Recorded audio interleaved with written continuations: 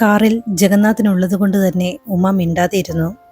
മുത്തശ്ശിയോട് സംസാരിക്കണം എന്നുണ്ടെങ്കിലും അവൾക്ക് പേടിയായിരുന്നു. അതുകൊണ്ട് അവൾ പുറത്തെ കാഴ്ചകളിലേക്ക് ശ്രദ്ധ തിരിച്ചു. ചിന്തിക്കാൻ മുന്നിൽ ഒരുപാട് കാര്യങ്ങളുണ്ടല്ലോ.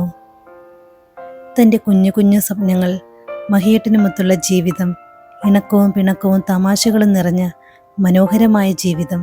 അവിടെ മഹിയേട്ടൻ മാത്രമല്ല, എല്ലാവരും വേണം. അച്ഛൻ്റെ കരുതലും സ്നേഹവും നഷ്ടമായത് 5 വയസ്സുള്ളപ്പോഴാണ്, അമ്മയെ 10 വയസ്സിലും. അങ്ങനെയുള്ള തനിക്ക് പേരിനെങ്കിലും ബന്ധുക്കളെ കിട്ടിയില്ലേ?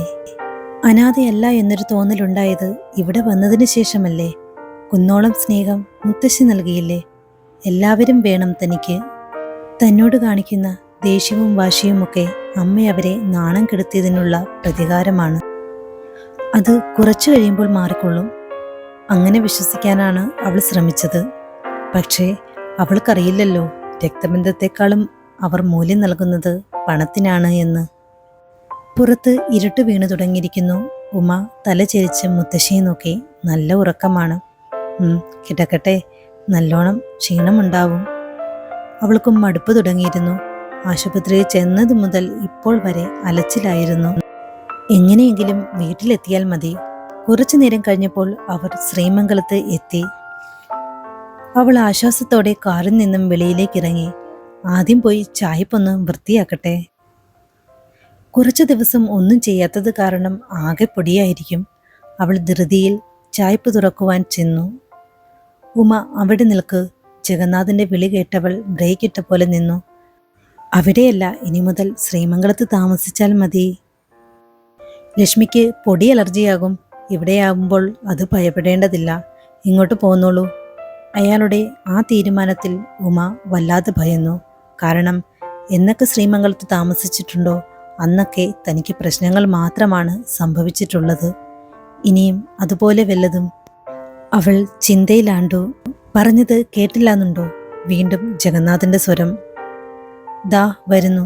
അവൾ മനസ്സില്ലാ മനസ്സോടെ അയാളെ അനുസരിച്ചു. നേരത്തെ കിടന്ന മുറിയിൽ തന്നെയാണ് ഇപ്പോഴും.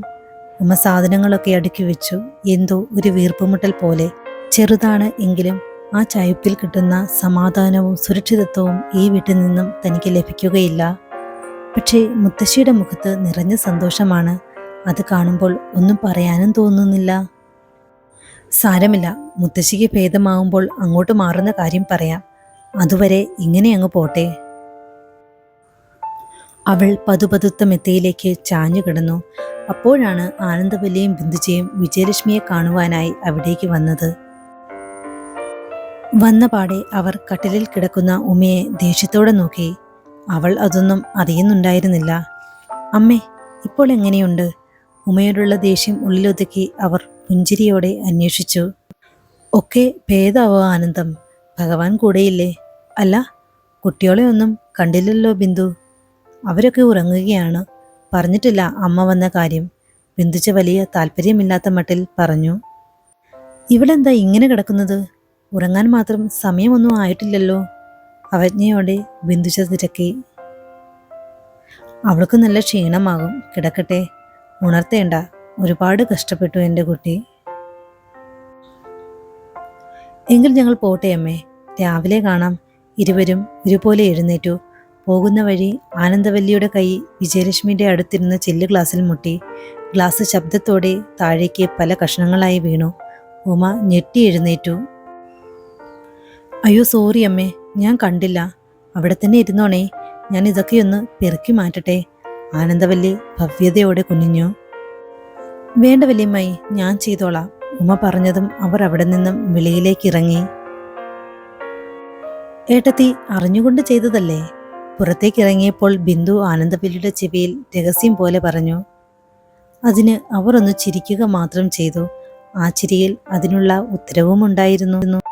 അല്ലെങ്കിലും പട്ടുമെത്തയിൽ കിടന്ന് സുഖിക്കാനുള്ള യോഗ്യതയൊന്നും ആ പെണ്ണിനില്ല. ബിന്ദു ഏതോ വലിയ കാര്യം പോലെ ആനന്ദവല്ലിയോട് പറഞ്ഞു. പക്ഷേ ചില സമയത്ത് എനിക്ക് അവളുടെ മുഖം കാണുമ്പോൾ എന്തോ സഹതാപം തോന്നും. ചിലപ്പോൾ വല്ലാത്ത ദേഷ്യവും. ഒരുപക്ഷെ വിധി മറ്റൊന്നായിരുന്നുവെങ്കിൽ അവൾ ഈ വീട്ടിൽ നമ്മുടെയൊക്കെ വാത്സല്യവും സ്നേഹവും അനുഭവിച്ച് തന്നെ വളർന്നേനെ അല്ലേ?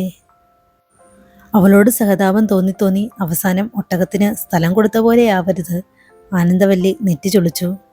അങ്ങനെയല്ലേ ഏട്ടത്തെ, ഞാൻ പറഞ്ഞതന്നേ ഉള്ളൂ. നീ പൊക്കോ, എനിക്ക് ഇത്തിരി കൂടി പണിയുണ്ട്. ബിന്ദുവിനെ പറഞ്ഞു വിട്ട് ആനന്ദവല്ലി വന്ന വഴി തിരികെ നടന്നു. തൂത്തുവാരിയ ചില്ലുകഷ്ണങ്ങളെല്ലാം കളയുവാനായി വന്ന ഉമ ചെന്നു പെട്ടത് ആനന്ദവല്ലിയുടെ മുന്നിലാണ്. എവിടെ പോകുന്നു? ഞാൻ ഇത് കളയാൻ. അത് കളഞ്ഞിട്ട് അടുക്കളയിലേക്ക് ചെല്ല്. കുറേ അധികം പാത്രങ്ങൾ കഴുകുവാനുണ്ട്. അതെല്ലാം ചെയ്തു കഴിഞ്ഞാൽ തറ നന്നായി തുടച്ച് വൃത്തിയാക്കണം. പിന്നെ നാളെ മുതൽ അതിരാവിലെ തന്നെ അടുക്കളയിൽ കയറണം. വെറുതെ ഇരുന്ന് തിന്നാൻ നിന്റെ ആരും ഒന്നും കൊണ്ടുവച്ചിട്ടില്ല. അതെപ്പോഴും ഓർമ്മയിലുണ്ടാവണം. മനസ്സിലായല്ലോ? അവൾ അതേ എന്ന അർത്ഥത്തിൽ തലയാട്ടി. എങ്കിൽ പോയി പണി ചെയ്യാൻ നോക്ക്, ആനന്ദവല്ലി അഹങ്കാരത്തോടെ പറഞ്ഞുകൊണ്ട് തിരികെ നടന്നു.